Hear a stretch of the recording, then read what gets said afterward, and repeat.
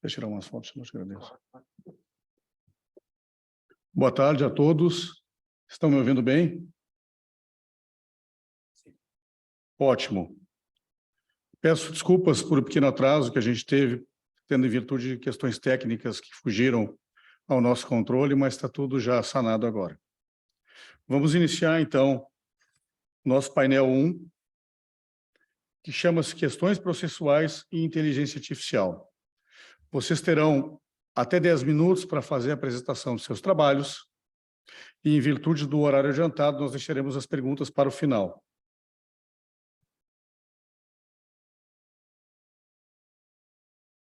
Por favor, então, a gente tem como primeiro trabalho de Silvano José Gomes Flumingan, Bruna Sueli Nascimento Santos e Webster Campos Tavares, da Faculdade CERS Brasil, a LGPD como suporte normativo para proteção contra danos, análise a partir da jurisprudência do STJ. Fiquem à vontade.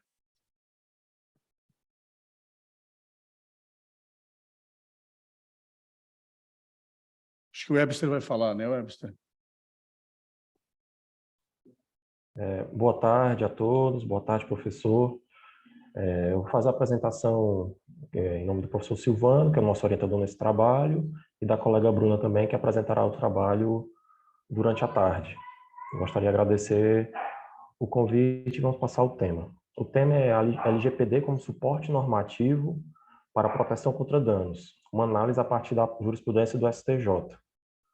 No artigo que nós enviamos para apreciação do Iberojur, nós tratamos, a partir de 4 tópicos, o tema.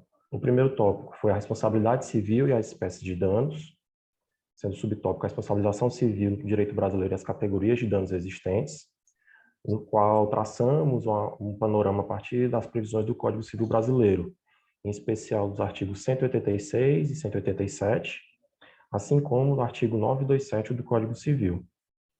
E no segundo subtópico desse primeiro item, passamos para o reconhecimento pelo STJ do direito do dano social como modalidade indenizável.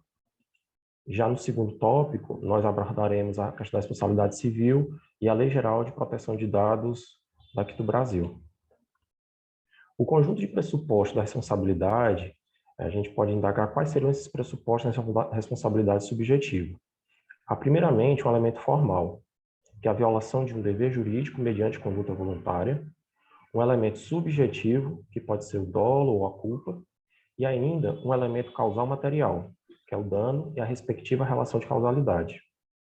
No objetivo central do artigo, a gente traz que a Lei Geral de Proteção de Dados, que é a Lei 13.709 de 2018, em seu artigo 42 caput, ela possui a seguinte previsão: o controlador ou operador que, em razão do exercício de atividade de tratamento de dados pessoais, causar a outrem dano patrimonial, moral, individual ou coletivo, em violação à legislação de proteção de dados pessoais, é obrigado a repará-lo. O professor Silvano, que é um dos autores desse artigo, nosso orientador, ele balizado pela doutrina do professor Antônio Junqueira de Azevedo, ele esclarece que o termo dano possui mais de um sentido e pode ser analisado sob 2 aspectos em relação ao resultado da conduta. Nesse passo, pode-se apontar a percepção que se destaca com o termo empregado pelo direito italiano, que é o dano injusto. No Brasil, essa concepção de dano injusto, ela deu origem à seguinte classificação do dano quanto ao momento de sua ocorrência: o dano-evento e o dano-prejuízo. Para o professor Silvano, o dano-evento é a violação de um direito ou de um interesse juridicamente relevante no resultado da conduta. Essa hipótese não afasta o ilícito na conduta, mas exige a violação no seu resultado. Assim, temos que violar uma norma da Lei Geral de Proteção de Dados, ela representaria um ilícito na conduta, mas, caso não ocorra também a violação do direito no resultado, não há dano indenizável. Segundo o professor Silvano, nesse caso, serão possíveis sanções de natureza administrativa, tutela de natureza inibitória, mas indenização sem a violação do direito no resultado da conduta não será possível. Por sua vez, o dano-prejuízo pode ser sintetizado pela consequência patrimonial ou extrapatrimonial correlata ao dano-evento. A partir dessa classificação, a gente retoma o artigo 42 LGPD, que ele apresenta como se fossem 2 contraposições em categorias de danos. ele fala do dano patrimonial e dano moral, e do dano individual e dano coletivo. O dano material ele é categorizado como dano prejuízo, representando o resultado danoso suscetível de avaliação econômica. O seu contraponto é o dano extrapatrimonial. A norma fala em dano patrimonial e dano moral, sendo que o dano moral ele é apenas uma das espécies de dano extrapatrimonial. Balizado na doutrina do professor Silvano, temos que a doutrina e a jurisprudência definem dano moral como dano extrapatrimonial decorrente da violação do direito de um direito da personalidade, decorrente da violação do direito da personalidade. Por usar um critério de identificação e distinção diverso, o dano moral ele não pode ser categorizado como o exato oposto ao dano material. Dessa forma, o artigo 42 da LGPD ele deveria ter utilizado as expressões dano material e dano extrapatrimonial por guardarem mal precisão técnica. A segunda dicotomia, que também expomos, a dano individual e dano coletivo, também está mal empregada. Ao se tratar de dano individual, o foco é na consequência que atinge uma determinada pessoa ou determinado. Enquadra-se assim na classificação de dano-prejuízo. O seu contraposto não é o dano coletivo. O dano coletivo, na classificação da doutrina brasileira, ele parte de outro momento da análise do dano como critério definidor, ou seja, o dano-evento. Em verdade, o contraposto ao dano individual é o chamado dano social, que é o que trazemos no âmbito desse artigo. Ela é uma categoria de dano autônoma que se enquadra como uma espécie de dano-prejuízo, da mesma forma que o dano individual. No julgamento da reclamação 2062, Goiás, o STJ, Superior Tribunal de Justiça, ele reconheceu o dano social como uma espécie independente de dano reparável. Dessa forma, o dano social ele pode ser entendido como modalidade independente de dano. Ele não se confunde com dano material, nem o dano moral, nem o dano coletivo, nem o dano estético. O STJ ele promoveu esse reconhecimento do dano social e estabeleceu limites à sua aplicação, quais sejam: é necessário que haja pedido expresso pela condenação por dano social, ou seja, ele não pode ser reconhecido de ofício pelo juízo. Outro ponto relevante da decisão diz respeito à legitimidade para postular o dano social. O tribunal entendeu que apenas os legitimados para propor ações coletivas podem requerer tal condenação, uma vez que o reconhecimento do dano social somente pode ocorrer em demandas coletivas. Destacamos também que o enunciado 456 da 5ª Jornada de Direito Civil do Conselho da Justiça Federal, ele reconhece o dano social como uma categoria autônoma de dano. Nesse cenário, surge o problema que foi analisado no presente trabalho. A previsão normativa do artigo 42 da LGPD, ela é suficiente para permitir a responsabilização dos agentes causadores de danos à proteção de dados? Utilizou-se um método descritivo analítico a partir de técnica de pesquisa bibliográfica e análise jurisprudencial, buscando analisar tanto o contexto do dano social, dessa classificação doutrinária da qual é que surge o dano social, embora não previsto expressamente na legislação, e seu reconhecimento pelo STJ. Desse modo, o trabalho foi estruturado em duas partes. Na primeira, foram apresentadas, como dito, essas conceituações da questão da responsabilidade civil e do dano social. Em segundo plano, o reconhecimento dessa classificação, dessa categoria, junto à Lei Geral de Proteção de Dados. Como conclusão inicial, constituiu-se a aplicabilidade dos conceitos da referida lei em relação aos violadores à proteção de dados, surgindo como marco jurídico norteador da responsabilidade civil. Extraiu-se igualmente a conclusão de que o dano social foi reconhecido pelo STJ como categoria indenizável. Entretanto, reside uma crítica ao dispositivo legal, porque a redação careceria de maior aperfeiçoamento. Haja vista não se prestigiar a melhor precisão conceitual no tratamento do dano na responsabilidade civil. A crítica ao dispositivo esclarece que a matéria foi disciplinada com base em aparentes dicotomias que não se reconhecem quando a interpretação aplicada para se fundamentar decisões judiciais. Por fim, foram analisados os aspectos do texto vigente, como já ressaltado, o aperfeiçoamento ele é apontado como necessário pelos intérpretes para uma melhor aplicação dessa norma. Gostaria de agradecer a atenção de todos e desejar um ótimo dia. Muito obrigado pela explanação. Esse assunto é um assunto extremamente importante, né? A gente tem vários estudos já nesse sentido. E eu vou passar ao próximo por causa do horário e deixamos as perguntas final, então. Muito obrigado.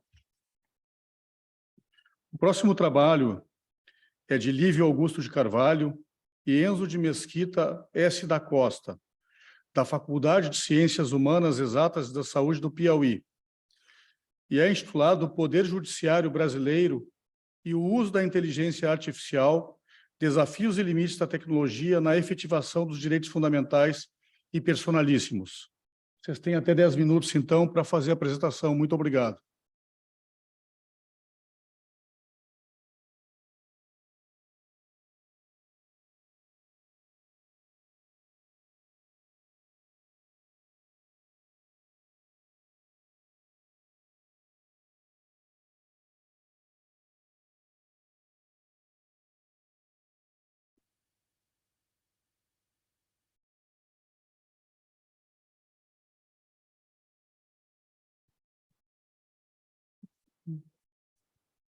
Vamos passar para outro trabalho, então, já que os apresentadores não se encontram. Próximo trabalho tem como autores Ravena Oliveira Ribeiro Barroso e Lívio Augusto Carvalho dos Santos, também da Faculdade de Ciências Humanas Exatas e da Saúde do Piauí, e tem como título Acesso à Justiça por meio do Metaverso e Direito Digital. Por favor, vocês têm até 10 minutos. Também não estão. Vamos passar, então, para Ágata Santana e Caio Guimarães Rodrigues. As universidades enquanto laboratórios de tecnologias processuais, desenvolvimento humano e jurídico em regiões de difícil acesso. Ágata e Caio se encontram? Sim, presente. Vocês têm até 10 minutos, então. Doutora Agatha, a senhora quer se apresentar primeiro? É porque, como o Zoom não está pegando no meu computador direito, eu estou aqui pelo iPad, então eu estou localizando aqui. Pronto. Não tem problema, pode organizar, nós estamos enxergando já. Bom dia, eu sei que em Portugal já é boa tarde. Eu sou a professora Ágata, estou em coautoria com o meu orientando, o Caio Guimarães. Estamos aqui, eu sou professora do mestrado, coordenadora do programa de pós-graduação de mestrado em Direitos Fundamentais da Universidade da Amazônia, e tenho um grupo de pesquisa relacionado a processo e tecnologia, virada tecnológica dos direitos fundamentais e a realização através do direito processual. Antes de passar a palavrinha para o Caio, a gente só vou apresentar aqui o corte metodológico, que a gente tem um projeto de implementação de Legal Design Labs no Brasil, o que não é ainda algo muito corriqueiro, né? A gente verifica isso na Universidade de Stanford, mas no Brasil ainda não está consolidado o que seria um Legal Design Lab. Então, na verdade, no primeiro momento, as universidades elas acabaram sendo um laboratório, um centro de desenvolvimento, uma incubadora de inovações relacionadas a direitos, novos direitos, e principalmente direito processual, em parceria com alguns tribunais, como é o caso do TJ Pará. Então, vou colocar aqui, o tema relacionado a universidades enquanto laboratórios de tecnologias processuais, desenvolvimento humano e jurídico em regiões de difícil acesso, foi idealizado justamente porque, com essa ideia de que a gente tem de transformar as universidades em laboratórios de inovação, principalmente processual, para melhoria dos instrumentos de realização de direitos, ao mesmo tempo em que a gente se preocupa com um país de dimensão continental como o Brasil, que faz com que a gente tenha dificuldades em regiões com mais difícil acesso. Então, por exemplo, nós estamos em Belém, que é uma capital, então nós não temos tantos problemas. Mas quando a gente vai para o interior, nós temos problemas, principalmente de conexão. Isso faz com que muitos estados do Brasil façam com que a gente tenha, por exemplo, processos físicos, ao invés de processos digitais, dificultando, por exemplo, a implementação correta de uma governança do PJE. Então, a ideia é justamente essa, é fazer com que a gente tenha um contexto de hiperinflação do sistema jurídico e demandas processuais que necessitam de exatas e efetivas formas de solução. mas não é soluções de qualquer forma, uma solução que ela seja concetânea, que ela seja coerente em relação à virada tecnológica que a gente está, que nós estamos vivendo. O Caio, desse encontro, ele tinha saído, eu ia passar a palavra para ele. Caio? Caio, está nos ouvindo? Está sem som.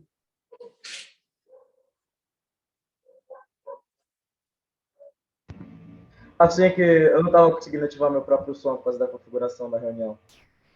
Sim, complementando a fala da professora, a ideia é que as universidades não sejam entidades passivas na construção de tecnologia jurídica e na formação de juristas. A universidade não está lá para formar somente profissionais, mas gerar soluções específicas para o contexto específico em que elas se inserem. A gente não pode falar que a aplicação da acessibilidade ao direito em Portugal vai ser a mesma que a aplicação do direito na Amazônia. Cada região precisa de uma solução singular. E qual é a melhor instituição para poder gerar esses cérebros, gerar essas soluções logísticas, soluções processuais, como um laboratório de Legal Design Lab? A proposta que a gente vê em Stanford é uma proposta que configura o futuro do direito. A gente não fala mais de igualdade, somente uma igualdade formal, uma igualdade do papel, uma igualdade que ignora as diferenças de região, as diferenças de acessibilidade. Agora a gente fala de uma realização de uma igualdade material, de uma igualdade substancial. A própria Constituição de 88 brasileira, dentro da sua interpretação hermenêutica, exige que a gente não veja somente a liberdade e o acesso à justiça como uma formalidade do papel, mas ao acesso aos diferentes povos, populações ribeirinhas, populações indígenas. Porque quando você pega um barco e você anda pelo interior da nossa região, você percebe que não tem como levar o direito tradicional. É necessário arranjar novas soluções. É necessário arrumar novos designs. E, querendo ou não, o Brasil ainda está muito atrasado nessa questão. É necessário entender que o contexto da Amazônia e o contexto de uma série de outras regiões geográficas no Brasil são contextos únicos, que precisam de soluções que encontrem o rio, que encontrem as populações ribeirinhas. Quando você entra dentro dessas populações, uma das grandes dificuldades que a gente tem, a própria doutora Ágata, como uma advogada ativista que já está há muito tempo na área, percebe é que a dificuldade de comunicação, telecomunicação. Algumas dificuldades são básicas, estruturais.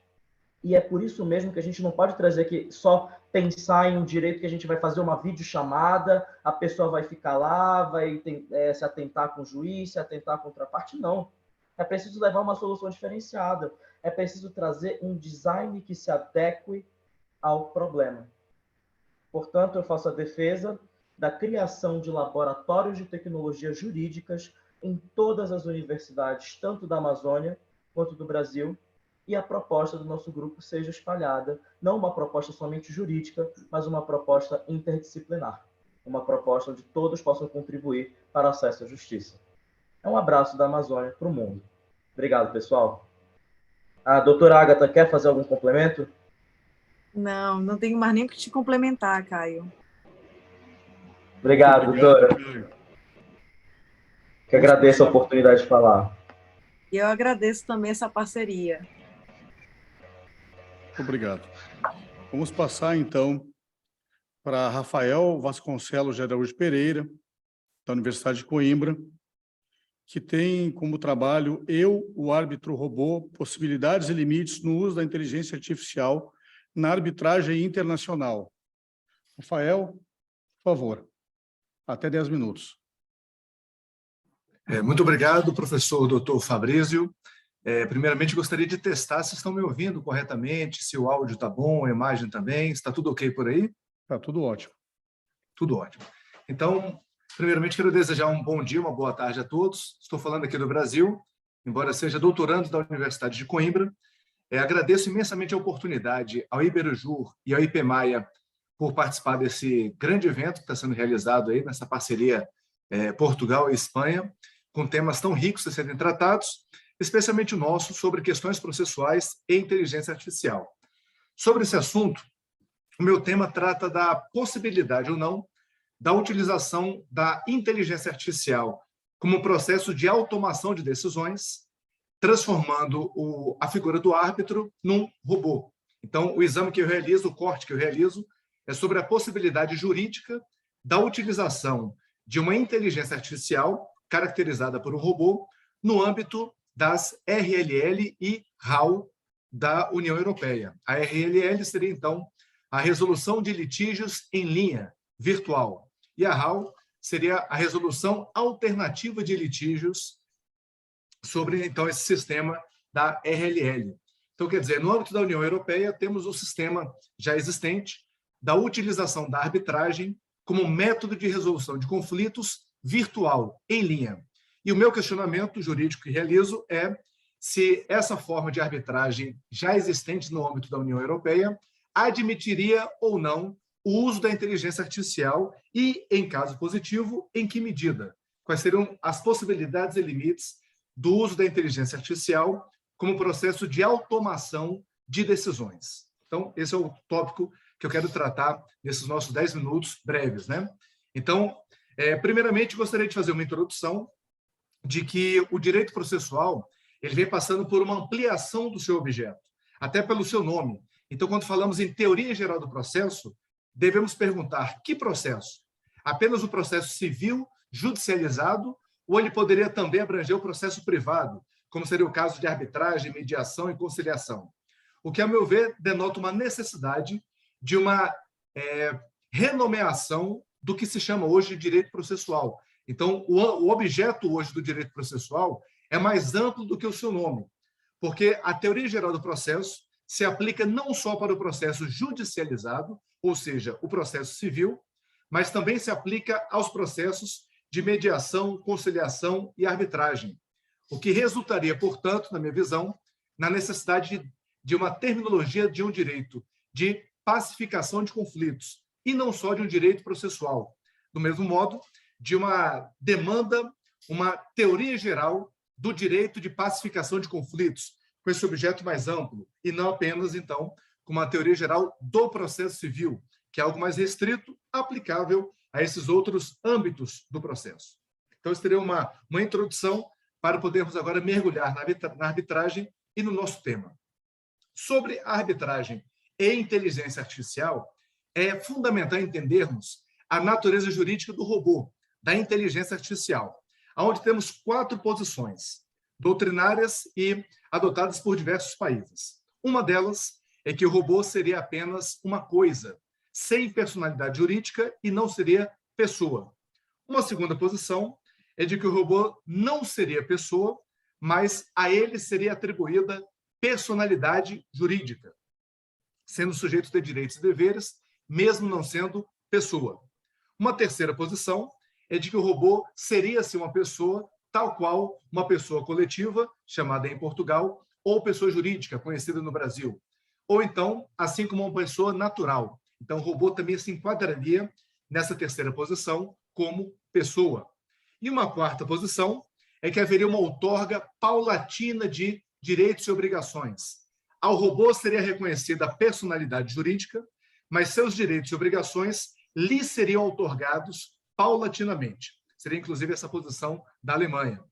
E me parece que, no âmbito da União Europeia, o Parlamento Europeu adotou a posição de que os robôs seriam entes dotados de personalidade jurídica, que seriam sujeitos de direitos, embora não reconhecidos como pessoas. Ou seja, seria a segunda posição. Eles não seriam pessoas, mas a eles são atribuídos direitos e deveres. Essa posição ela é reconhecida pela resolução de 16 de fevereiro de 2017 pelo Parlamento Europeu, em que no item 59F prevê e recomenda essa outorga de personalidade eletrônica ou o e-personality aos robôs que tomam decisões autônomas. justamente o tema que eu estou tratando agora em nosso trabalho. Portanto, reconhecendo que o robô seria, então, um ente com essa possibilidade de ser sujeito de direitos e obrigações, agora vamos à pergunta, ao cerne do nosso tema, sobre se ele poderia ou não figurar no âmbito da resolução de litígios em linha, inclusive de resolução alternativa, que é a questão da arbitragem. Nesse aspecto, algumas vantagens são reconhecidas pela doutrina, em que ao robô, a possibilidade do robô árbitro, ele teria a vantagem da racionalidade, entre aspas, porque deveria aprofundar o que seria essa racionalidade, mas se fala em uma racionalidade, em um processo em âmbito mais objetivo, sem estar submetido a pressões e influências subjetivas, que asseguraria uma maior igualdade entre as partes, sem preconceitos, sem discriminação, em um custo mais reduzido, de maneira mais célere e também teria uma previsibilidade maior do que o julgamento humano. Como desvantagens, se aponta um poder excessivo aos programadores, em que eles criariam os algoritmos, onde figuraria uma caixa preta sobre quais seriam os critérios decisórios desse árbitro robô, e uma caixa preta difícil de ser aberta. Como segunda desvantagem, é a dificuldade de transparência desse algoritmo, bem como de descobrir quais são os critérios. Também seria apontado como desvantagem a desconsideração de fatores humanos, como equidade, justiça e o senso comum.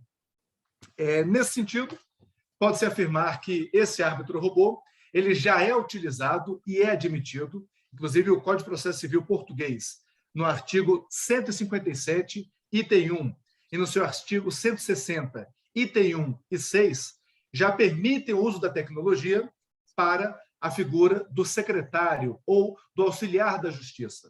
Então, como auxiliar da justiça, me parece que não há problema no uso do robô, da inteligência artificial. A grande questão seria a possibilidade dessa inteligência artificial, do robô, ele atuar como um complementar ao julgamento humano, reunindo informações, precedentes, doutrina, etc., ou até mesmo como substituição ao homem no ato de julgar, no ato de proferir o julgamento, mas, voltando ao nosso tema, na arbitragem. E esse ponto, então, é que me parece mais complexo. Como complementar, como auxiliar do juiz, sem dúvida alguma, isso já é utilizado sem maiores discussões. O grande ponto, então, é se esse robô, essa inteligência artificial, poderia substituir o árbitro humano, portanto, por um árbitro robô. No âmbito da União Europeia, a diretiva União Europeia 2013-11, no seu artigo 6º e 7º, que foi incorporado ao ordenamento jurídico português, na Lei 144 de 2015, prevê que o árbitro deve ser uma pessoa singular. E, portanto, com essa exigência de uma pessoa singular, mesmo não havendo vedação expressa ao uso da inteligência artificial, me parece ser uma vedação ao uso da inteligência artificial no âmbito da arbitragem. Então, ao exigir que uma pessoa singular seja o árbitro, esse seja um requisito do árbitro, me parece excluir, portanto, a figura do árbitro robô, já que ele não é uma pessoa, embora a ele se recomende o reconhecimento de personalidade jurídica, com direitos e obrigações recíprocos. Não obstante, a Estônia já noticia a utilização de juiz robô para julgar as causas no valor de até 7.000 euros. Além disso, essa diretiva citada ela é de 2013. E essa sua ideia de evitar a substituição por um árbitro robô, ela foi reiterada em 2017, onde o Parlamento Europeu, na resolução de 16 de fevereiro de 2017, estabelece como princípio geral a não substituição humana pela inteligência artificial. Então, de 2013 a 2017, isso meio que foi quase que pacífico, de que não haveria a substituição humana pelo robô. No entanto, houve uma virada normativa no ano de 2020. Esse é o grande ponto a tratar aqui no meu trabalho. Então, em 2020, houve uma virada normativa em que nas resoluções 12 de fevereiro de 2020 e na resolução 20 de outubro de 2020, houve uma virada total, em que o foco não foi mais a proteção dos trabalhos, dos empregos e das funções exercidas pelo ser humano.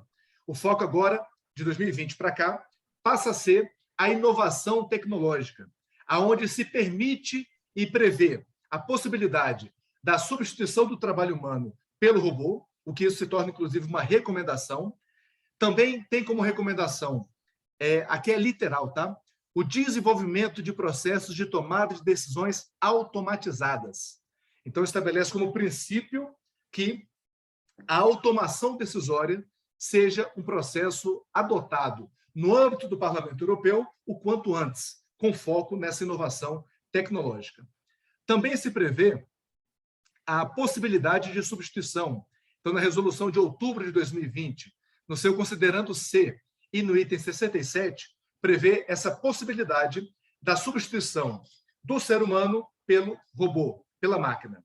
No entanto, a diretiva de 2013, por tratar da arbitragem, não foi atualizada, o que me parece que urge uma necessidade da alteração da diretiva 2013/11 para estar em consonância com essas novas resoluções do Parlamento Europeu editadas no ano de 2020. Então, o que me parece é que a diretiva que trata da arbitragem está desatualizada diante do Plano Europeu de Digitalização, de Inteligência Artificial, onde essa virada normativa ela está mais à frente que o tratamento normativo dado à arbitragem, o que demanda, portanto, uma atualização da diretiva 2013/11.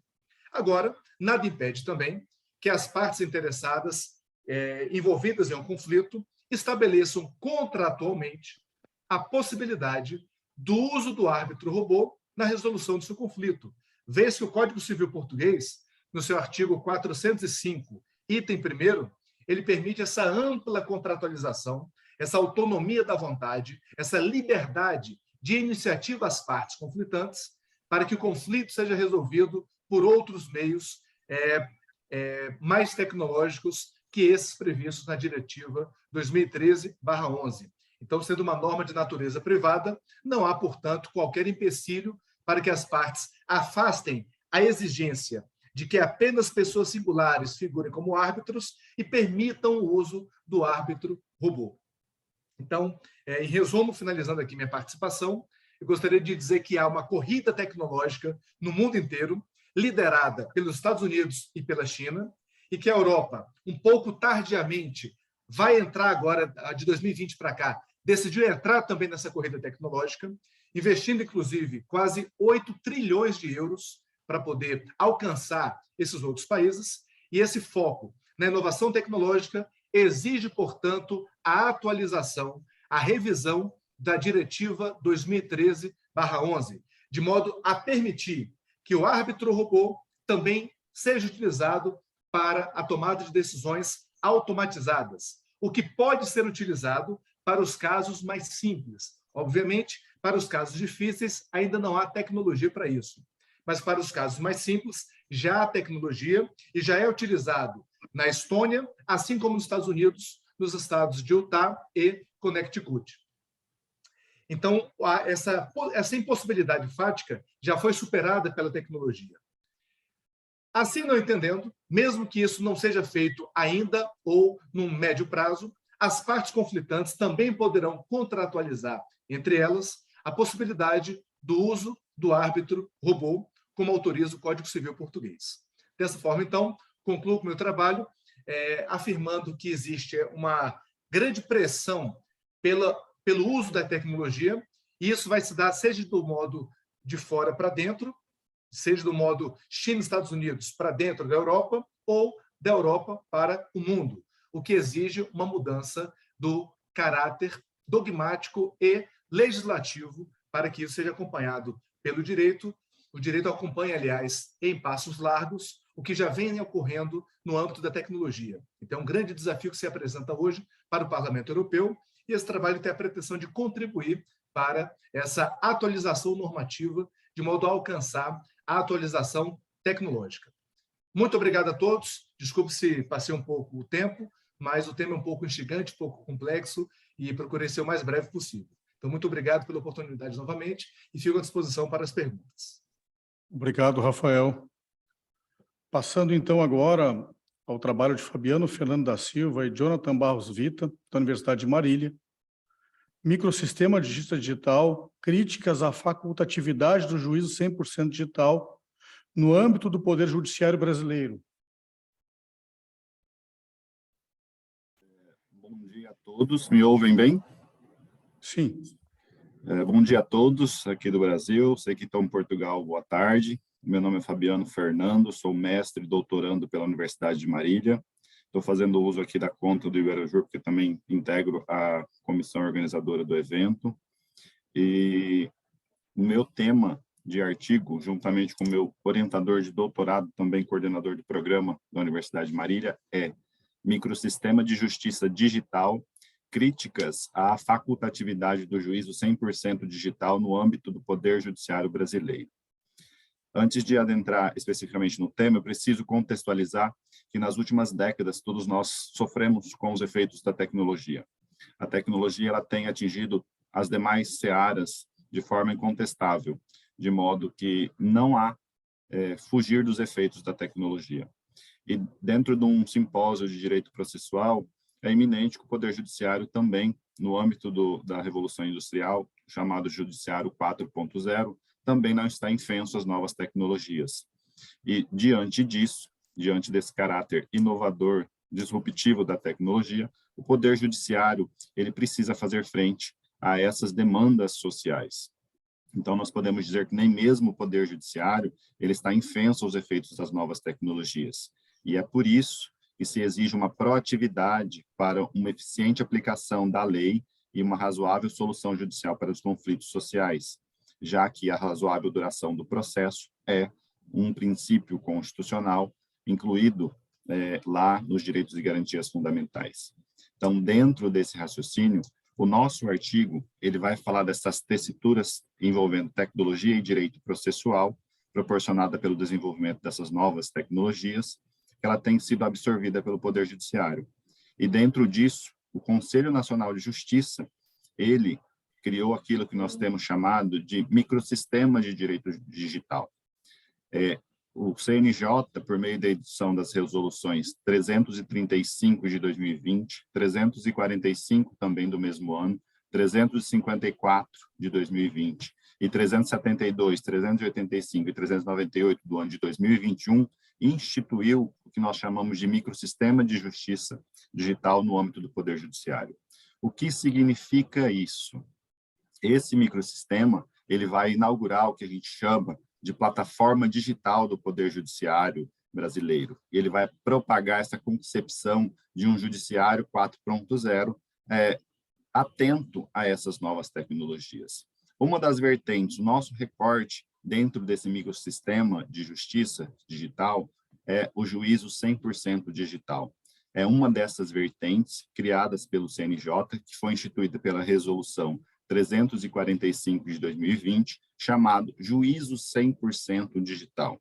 Para quem não está apto ou muito ligado a isso, eu preciso esclarecer que o Juízo 100% Digital é uma possibilidade de o cidadão valer-se de tecnologia para ter acesso à justiça sem precisar comparecer de forma física aos fóruns.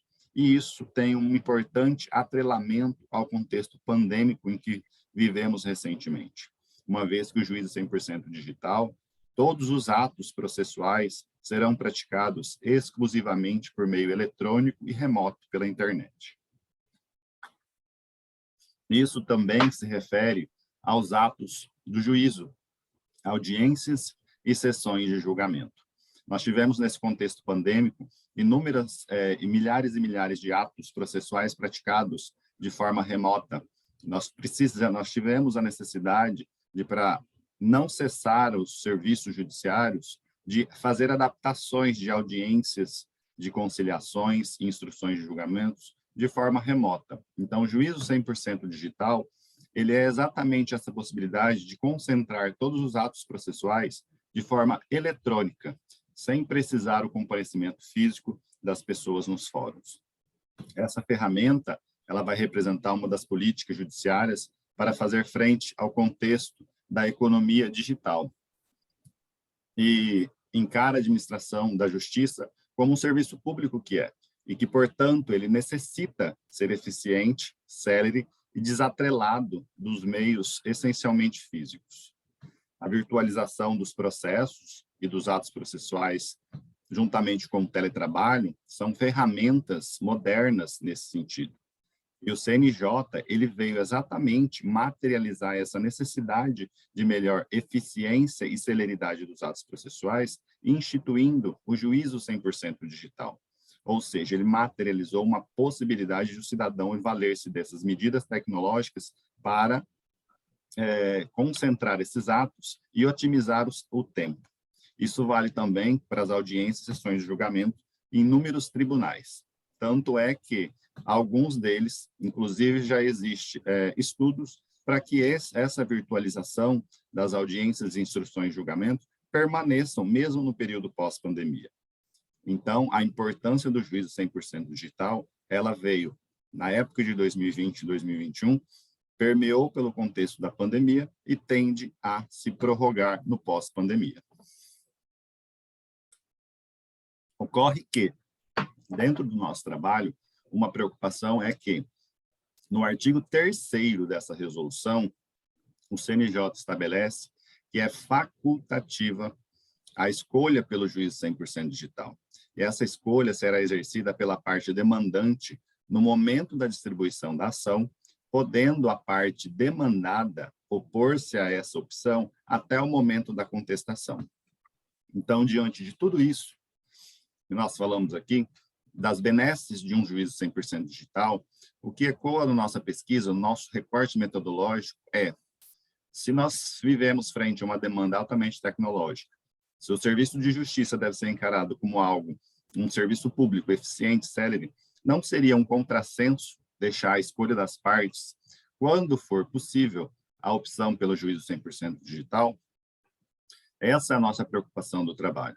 Não seria um contrassenso instituir um microsistema de justiça com espírito de celeridade e deixar ao arbítrio das partes a escolha ou não por esse juízo, sem uma justificativa altamente plausível para tanto?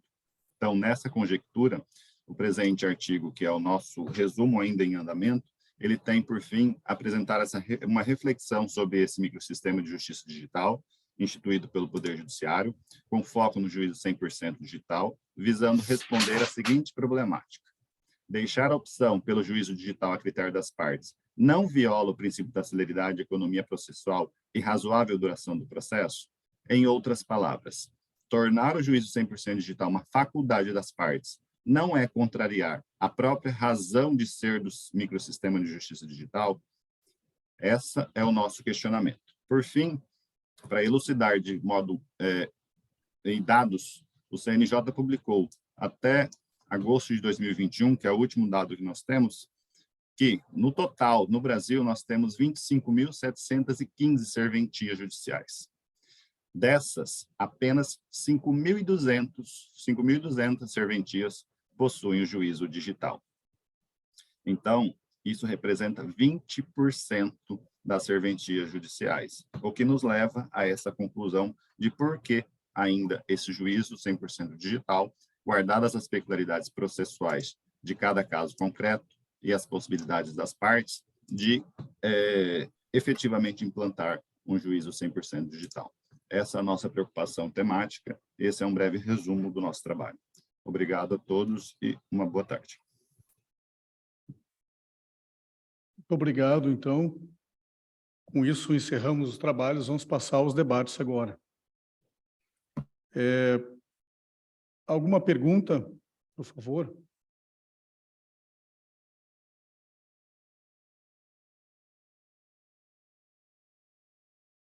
Bom, o primeiro trabalho apresentado, né, foi o trabalho do Silvano José Gomes Flumignan e da Bruna Sueli Nascimento Santos e do Webster Campos, da Faculdade CERS, que é a LGPD como suporte normativo para proteção contra danos, análise a partir da jurisprudência do STJ. Aí eu tenho uma consideração a fazer e gostaria que um dos autores pudesse conversar um pouco a respeito disso, tá? Acho bem importante. Nós sabemos que a questão da LGPD, né, a Lei Geral de Proteção de Dados do Brasil, a exemplo das outras normativas que ocorrem ao redor do mundo, principalmente a nossa co-irmã, né, o Regulamento Europeu, é muito recente. A utilização ainda é recente, ainda enseja várias polêmicas e várias situações que não estão bem definidas, principalmente com relação à questão das próprias multas.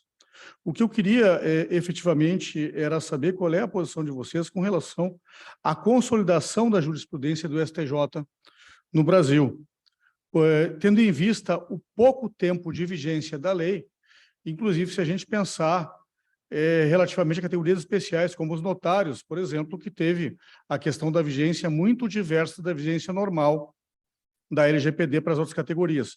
Então, efetivamente, a pergunta, ou mais a consideração, quero que vocês coloquem o que vocês pensam a respeito disso, é com relação à questão da jurisprudência em si. Se vocês notam, efetivamente, uma tendência de consolidação, ou parece que há uma possibilidade grande de uma reviravolta nisso?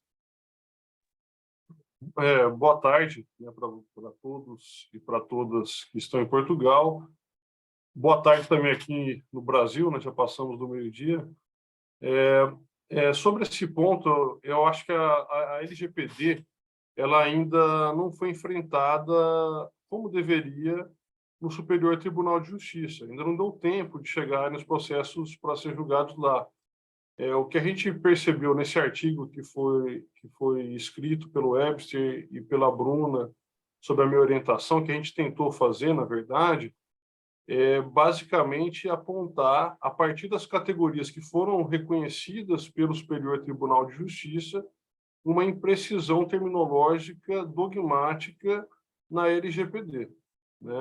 É evidente que a gente não analisou a jurisprudência do STJ sobre a Lei Geral de Proteção de Dados, porque ainda não deu tempo de se chegar a essa conclusão ainda. Mas esse é um tema que é possível que se chegue no STJ, porque a gente está discutindo conceitos e categorias jurídicas, né? Se fosse algum tipo de aplicação específica na lei geral, a gente teria alguma dificuldade de enfrentamento no Superior Tribunal de Justiça. Eu falo isso com absoluta precisão. Estou há 2 anos trabalhando no STJ, na assessoria do STJ cedido aqui do Estado, e eu ainda não encontrei nenhum caso robusto sobre o tema específico que a gente escreveu sobre a Lei Geral de Proteção de Dados. Ainda eu não visualizei. Na nossa pesquisa, a gente também não encontrou.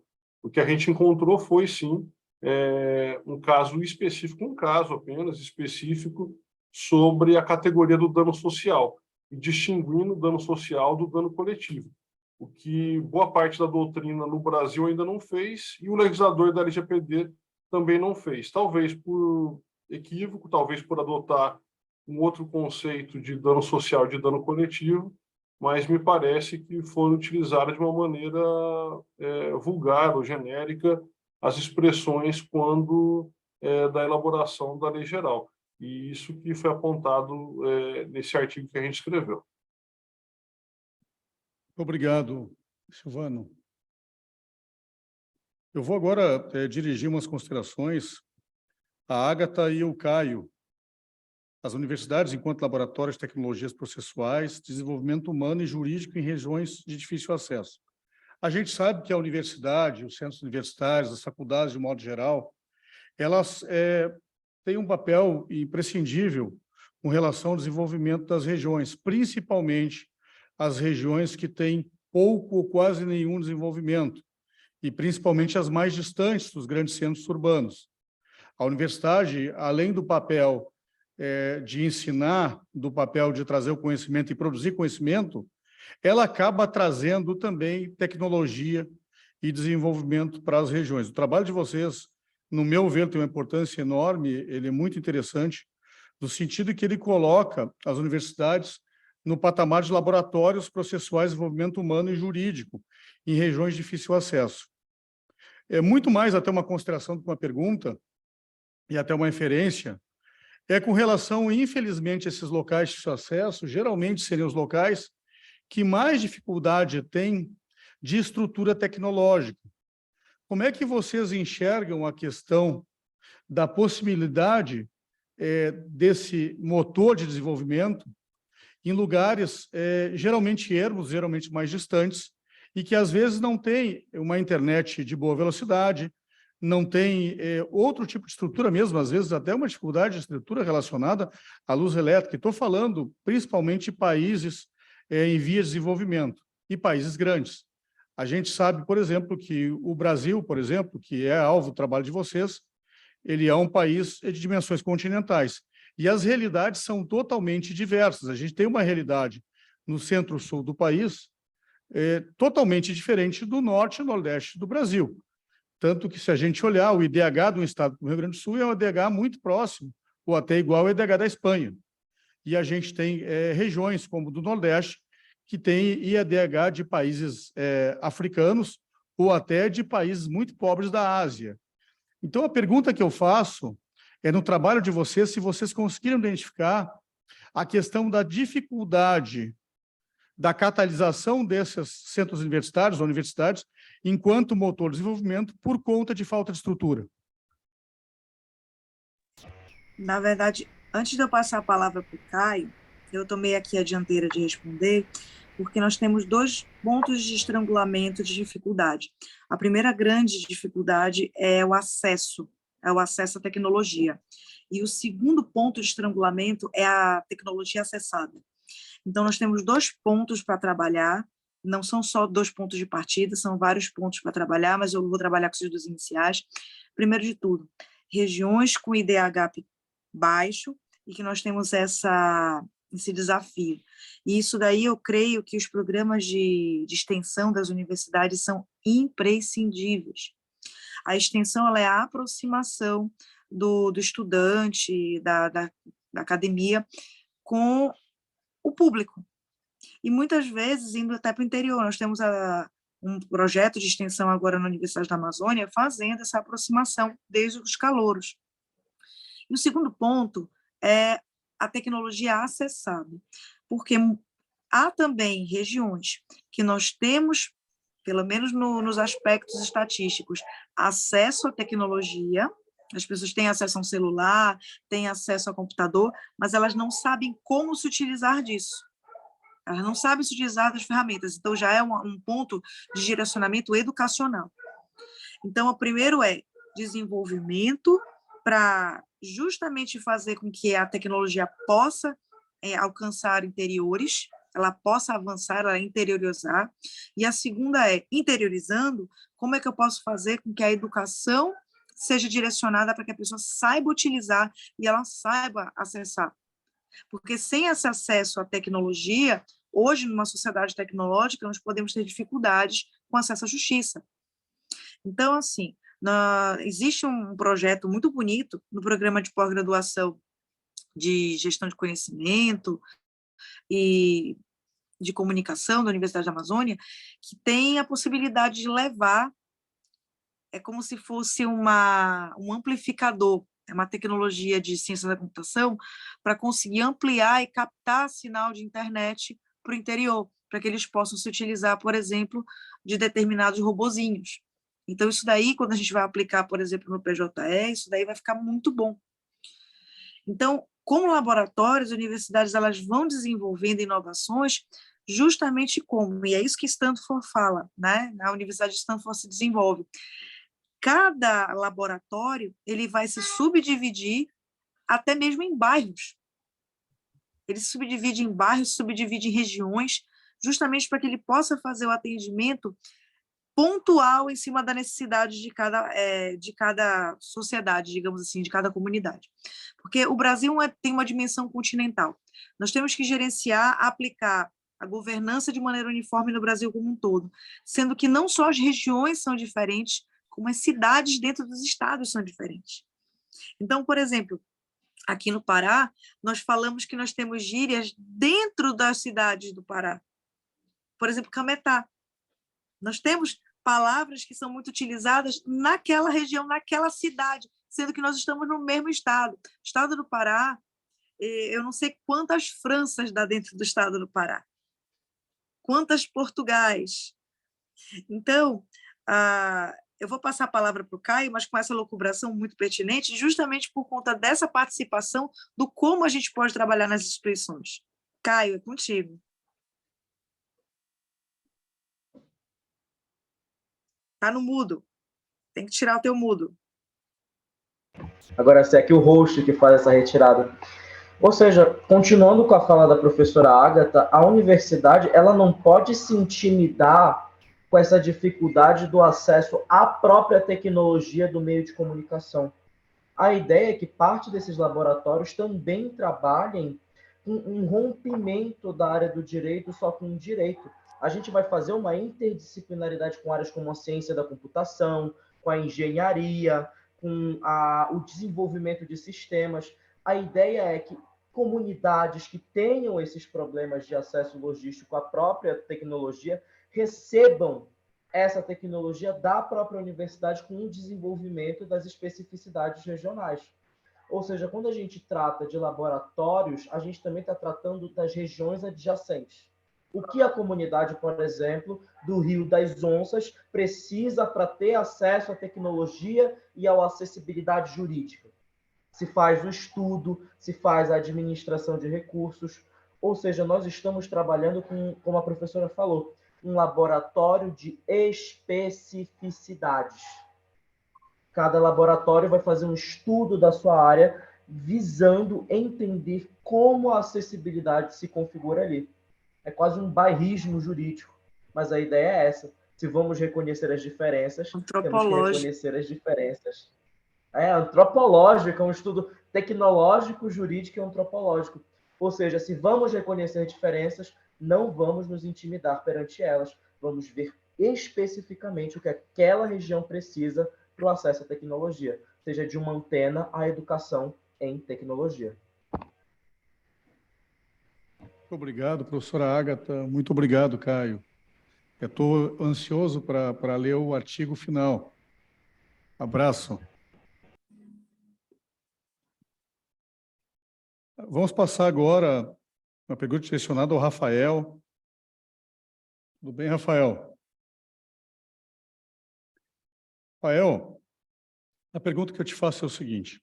Na realidade, a gente teve uma reviravolta bastante grande, né, sob o ponto de vista conceitual, relacionada à questão europeia em si. A gente está tendo uma adequação, é isso que está acontecendo, e a gente sabe que o direito ele corre atrás da atualidade, ele corre atrás do que acontece rotineiramente, e a gente tem, então, uma mudança de posicionamento com relação a isso, e é natural que ocorra.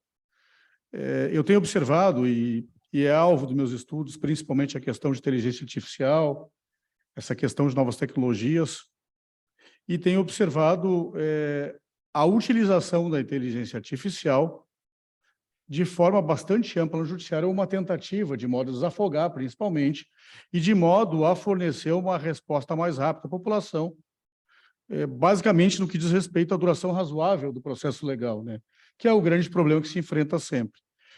Até que ponto a resposta é dada no tempo necessário, da forma que tem que ser, e se efetivamente ela alcança as partes. A gente sabe que em muitos casos isso não ocorre, e parece que a inteligência artificial pode ser um grande aliado para que isso, se não for totalmente superado, ao menos consiga mitigar de forma bastante importante.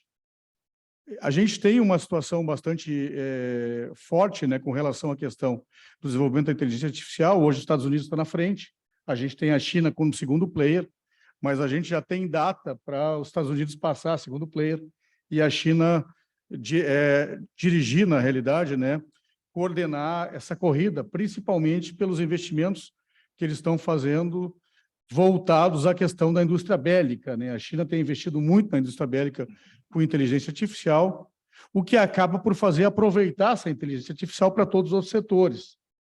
E ocorre que na China a inteligência artificial, mais do que nos Estados Unidos, ela é tratada como um assunto de Estado e não como um assunto governamental. Me parece que isso que é o sucesso, que é a fórmula que a China tem conseguido, tanto do ponto de vista das indicações legais que estão sendo feitas, quanto dos empréstimos, alguns até a fundo perdido, dado para as empresas desenvolverem inteligência artificial. Ou seja, quem quer na China vai desenvolver inteligência artificial. E isso coloca a China, então, dentro de um ano e meio, como o primeiro player no mundo.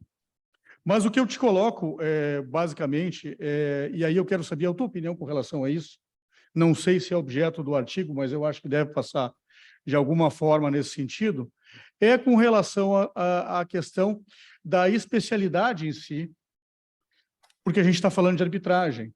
E sempre o que se propala com relação à arbitragem é a vantagem da arbitragem sobre qualquer procedimento judicial, e eu concordo com isso, tendo em vista que a escolha sempre se dará por árbitros, por pessoas que tenham um amplo conhecimento daquilo, tanto do ponto de vista técnico, quanto do ponto de vista também da sua experiência. Mas a pergunta que eu falo é o que na realidade, o doutor Rafael pensa com relação a isso. Não a relação às pesquisas que tu levantaste, porque a gente não tem ainda um estado da arte desenvolvido nesse sentido, porque são questões muito iniciais. Mas a pergunta que eu te faço é se efetivamente tu crês que haverá um ganho com relação ao conceito primordial de arbitragem, se a gente vai conseguir manter uma honestidade com relação ao Instituto de Arbitragem, se ele continuará sendo o que se pretende hoje, ou se tu acreditas que os robôs, no final das contas, acabarão, de certa forma, trazendo uma frieza para um procedimento que se tenta ter um nível de especialidade e sofisticação muito alto.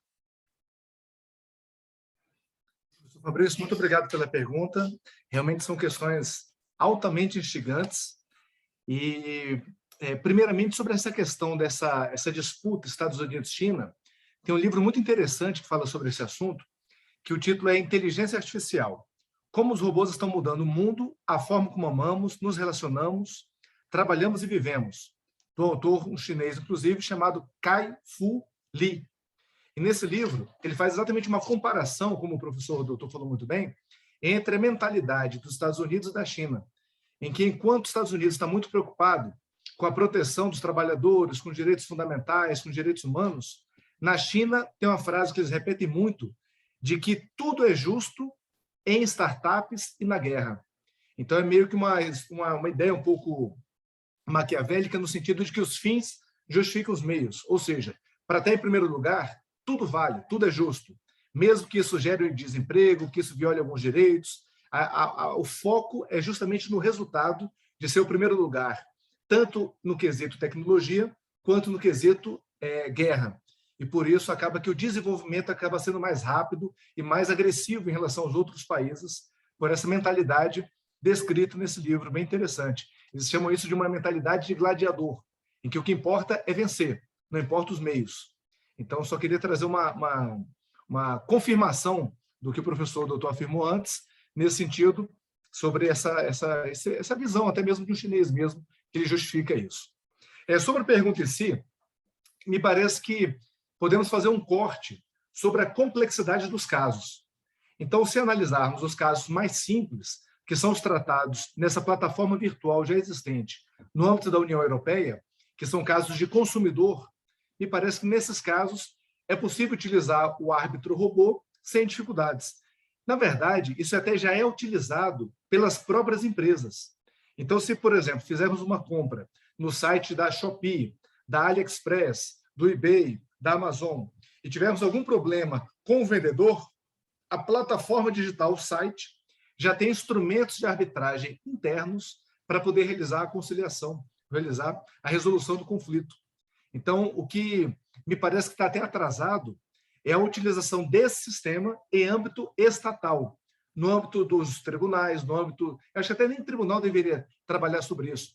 Seria um âmbito mais dos estados mesmo, mas numa esfera extrajudicial, como é realizada hoje nessa RLL e RAL, né? Essa plataforma virtual já existente no âmbito da União Europeia, em que ela serve para conciliar os conflitos entre consumidores e empresas, sejam do mesmo país ou de países diferentes. Então, nesse recorte de casos simples, dos casos fáceis, consumidores, como atraso de voo, entrega de um produto que não foi correta, que atrasou, que veio outro produto, que são casos corriqueiros e simples, eu não vejo nenhuma dificuldade para isso ser adotado de maneira muito ampla e a utilização da inteligência artificial. Agora, em casos mais complexos, como o professor citou muito bem, nos casos difíceis, em que se exige a atuação de um expert, me parece mais complicada a utilização da inteligência artificial, pelo menos com a tecnologia que temos hoje. Então, me parece que é uma barreira fática, uma barreira tecnológica. Eu não vejo uma barreira jurídica para isso, se as partes aceitam e admitem que aquele árbitro, aquele robô, vai ser melhor do que um julgamento humano. Então, se as partes entenderem que o robô é melhor do que o humano, eu não vejo nenhum óbice jurídico para isso. O que me parece que há é um óbice tecnológico.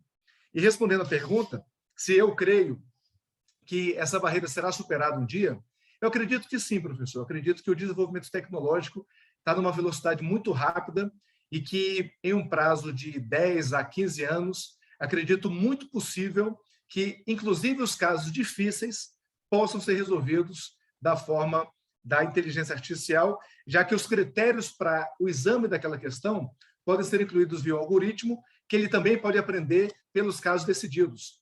Então, eu já vi algumas tecnologias que elas examinam, por exemplo, os casos difíceis de uma Suprema Corte, os casos já julgados.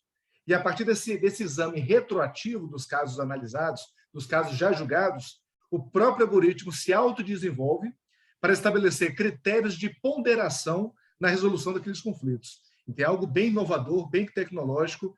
Eu acredito que a barreira para isso é mais cultural, é mais do ponto de vista de uma resistência dos humanos a aceitarem que o robô julgue eles. Me parece que até há um problema até ético sobre isso. Se o robô poderia julgar os humanos nesses conflitos mais complexos, né? Uma causa de aborto, por exemplo, se o robô poderia ou não decidir sobre a vida e a morte, é algo muito complexo do ponto de vista ético.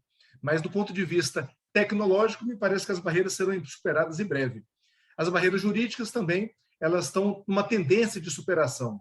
Agora, do ponto de vista ético, é que me parece que talvez tenha uma resistência para alguns casos, no sentido do robô decidir. Uma solução para isso é que, nesses casos, o robô contribua com a decisão e o ser humano dê a palavra final. Ele apenas concorda ou não com aquela pré-decisão elaborada via inteligência artificial. Mas é um tema muito instigante, professor. Eu até escrevi um outro artigo, que pretendo também apresentar em trabalho, sobre quais são os cenários do futuro diante da inteligência artificial. O que pode acontecer? Onde eu desenhei 3 cenários. Mas é uma outra questão paralela a isso, que eu não queria também ocupar o tempo dos colegas das próximas perguntas. Mas muito obrigado por tudo, professor. E qualquer coisa, eu estou aqui à disposição para esclarecer a minha resposta. Rafael, eu te agradeço e a gente pensa, de certa forma, parecido. Eu vou colocar 3 situações. Primeiro, a gente tem hoje um julgamento através do aprendizado de algoritmo, né? A inteligência artificial ela aprende, então, com o que ocorreu já, em cima de decisões humanas. E o que muito se discute é que essas decisões humanas elas vão ficar para trás. E essas decisões, essas escolhas, elas foram feitas em determinado momento, de determinada forma, em determinado contexto histórico. E isso se altera. E seria um risco muito grande que as coisas continuassem a ser julgadas com base em outra realidade, em outro contexto histórico. É só uma colocação. Outra situação, e tu colocaste muito bem, eu penso também numa solução consorciada, numa solução híbrida, no qual a inteligência artificial nos dê as saídas, as possíveis saídas, e o ser humano possa, então, dar a visão final, bater o martelo e, efetivamente, resolver o caso de modo a ser inconteste. Mas o mais importante de tudo, e que tu tocaste, é o ponto de vista ético. E a questão do ponto de vista ético é justamente o julgamento dos pares. E isso se vai discutir muito ainda. Porque a questão do robô em si, ela tira do ser humano, de seus pares, o poder de julgar e o direito de ser julgado por seus pares. Então, me parece que de tudo que a gente discutiu hoje aqui, e o teu trabalho é muito interessante, muito bom, me parece que de tudo isso, o aspecto filosófico mais importante, e que no final ele acaba sendo factual também, é a questão da retirada do direito do julgamento pelos pares. Muito obrigado, então, Rafael, grande abraço. Muito obrigado, um grande abraço. Vamos ao último trabalho, então, agora. Fabiano Fernando da Silva e Jonathan Barros Vita, da Universidade de Marília. Microsistema de Justiça Digital, críticas à facultatividade do juiz 100% digital, no âmbito do Poder Judiciário brasileiro. Interessantíssimo o trabalho de vocês, importantíssimo, né, mais do que interessantíssimo, porque efetivamente ele é uma resposta, né, ao que a gente necessita cada vez mais, e a gente discutiu muito tudo isso na pandemia. Né? No decorrer da pandemia, a gente discutiu muito isso, a gente teve, mais do que discussões, a gente teve problemas enormes gerados entre o Poder Judiciário e entre a Ordem dos Advogados, no que tange a discussão da possibilidade das audiências presenciais, principalmente no que diz respeito ao âmbito penal e ao âmbito do direito do trabalho, tanto que muitas audiências penais elas foram adiadas a ponto de vários processos terem alcançado a prescrição por conta disso, crimes menores, né? Porém, eu concordo, acho importantíssima a questão do juízo 100% digital, em alguns aspectos. Eu tenho uma posição bastante firme com relação à questão penal, questão criminal, e com relação à questão trabalhista, por um aspecto muito pequeno, mas que é muito grande. Eu digo muito pequeno do ponto de vista do tamanho do processo, mas que é muito importante, que é a questão da prova testemunhal em si.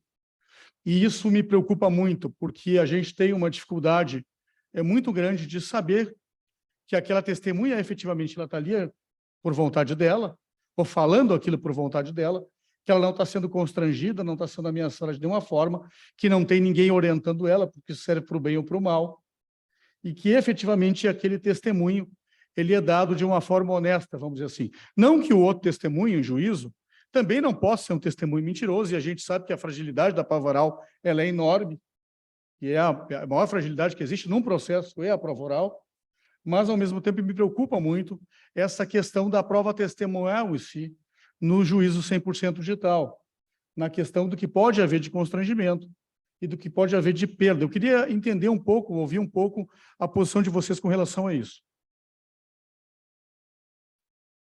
Muito obrigado, professor, pela pergunta. Eu acho que a pergunta ela é de muitos, exatamente por conta das limitações. Quais seriam as causas passíveis de serem levadas ao juízo 100% digital? Qual seria a segurança jurídica em termos principalmente de audiência de instrução e julgamento? E a nossa realidade, ela define. O senhor falou exatamente da questão trabalhista, eu tinha anotado, por exemplo, no TRT da 8ª Região, atualmente um dos juízos que mais aderiram ao juízo 100% digital, que está atualmente com 57% das causas do TRT 8 da 8ª Região são submetidos ao juízo 100% digital. No Piauí, por exemplo, nós temos 24 mil processos em tramitação no juízo 100% digital. Então, assim, obviamente que nós temos causas que nós não teríamos qualquer barreira ou qualquer impedimento para se submeter ao juízo 100% digital. Eu sou assessor jurídico do Tribunal de Justiça de Mato Grosso e atuo nos juizados especiais. E uma das peculiaridades é que, recentemente, um processo que tramitava pelo juízo 100% digital, atribuído pelo consumidor, a empresa foi lá e disse: não sou favorável à tramitação pelo juízo 100% digital. E aquilo me chamou a atenção. Uma empresa disse que não era favorável ao juízo 100% digital e, conforme está na resolução e na lei, a parte pode pedir a retirada do juízo 100% digital até a contestação, e assim foi feito. Então, um dos motes desse trabalho é exatamente por isso. Quais são os parâmetros que nós temos para que o juiz aceite o pedido de retirada do processo 100% digital? E, nesse caso, uma empresa fez isso. Então, qual seria, na minha visão, dentro de um juizado especial, em que a menor complexidade da causa é o mote principal do processo, uma empresa teria um impedimento na tramitação do juízo 100% digital numa causa consumerista.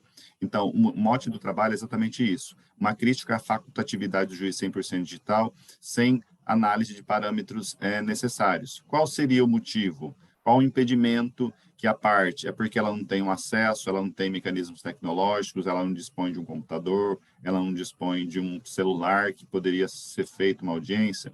Acredito que no mundo hoje completamente digital que nós vivemos, principalmente, por exemplo, por realidade que nós tivemos recentemente, por exemplo, a questão da pandemia, que autorizou as pessoas a ter aquele auxílio que precisava fazer através de um aplicativo, nós tivemos uma resistência muito grande, mas que a população eventualmente necessitada se socorreu de algum mecanismo e conseguiu baixar esse aplicativo e fazer essa medida. Então, assim, esses bloqueios de acesso à tecnologia, eu acho que ela é altamente superável. O Tribunal de Justiça de Mato Grosso, por exemplo, nas audiências do juiz 100% digital, fixa no termo de intimação que se a parte não tiver um mecanismo tecnológico para fazer, pode-se comparecer à Secretaria do Juizado e fazer através da Secretaria ou noticiar o juízo com um prazo prévio para poder fazer o cancelamento da audiência. Me parece também até a facilidade do advogado levar o seu cliente até o escritório para realizar. Mas, assim, entendo, principalmente na questão criminal, embora nós tenhamos audiências já realizadas dessa forma, audiências de custódia foram realizadas de forma virtual. Participei de plantões recentemente que as prisões, as audiências de custódia, principalmente na questão civil de alimentos, eram realizadas de forma virtual. Então, assim, obviamente, nós temos fatores limitativos da pesquisa. Uma delas é essa: quais causas nós faríamos? Obviamente que a criminal seria uma grande barreira, um fator limitativo da pesquisa. Mas, assim, determinadas causas, as que hoje são submetidas ao juízo 100% digital, no nosso ver, esse artigo 3º da resolução, que submete ao arbítrio unicamente das partes, sem quaisquer parâmetros, eles violam o espírito do microsistema de justiça digital implantado pelo CNJ. Espero ter respondido aí, professor, a indagação. Ótimo, muito obrigado. Respondeu sim. Eu acho que no caso da audiência de custódia é um ganho enorme, né? Acho que é muito bom que seja feito de forma digital, porque a gente consegue fugir do problema do atraso das audiências de custódia, que no final das contas acaba sendo, né, uma infração grave, a própria questão do processo em si, da questão dos direitos humanos, etc., etc. Agradeço, muito obrigado. Com essa última inferência, então, a gente encerra o painel 1. Agradeço todos os palestrantes, agradeço todos os pesquisadores. Muito obrigado.